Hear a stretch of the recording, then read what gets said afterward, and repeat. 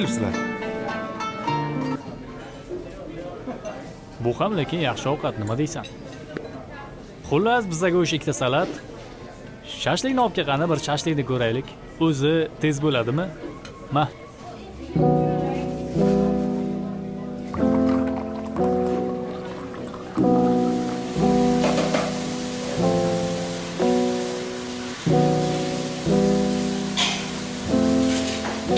Shunaqa qilib keyin ishlarni ham bitirib oldik. Ana shashlik ham keldi. Bir endi mazasini ko'ramiz-da. Qani, ol qani.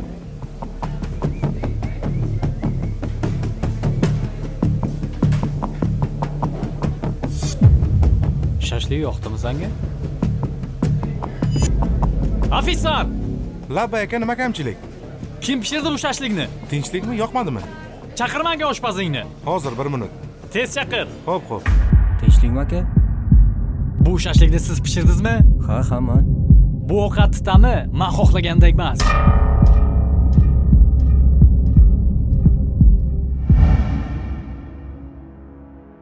Bugun dunyo men xohlagandek emas.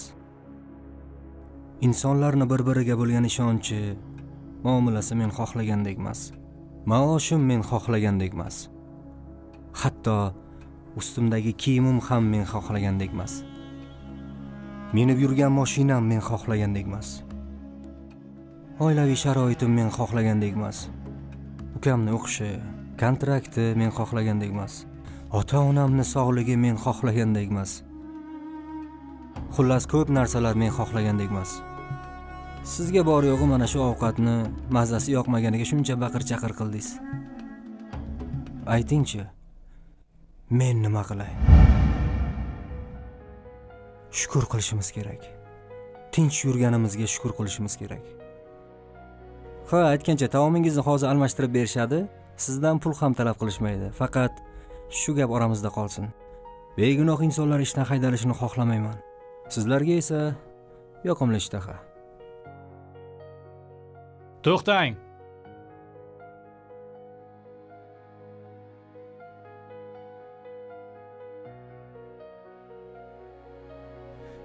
Bu tam men uchun dunyodagi eng yaxshi tam. O'zingga shukr.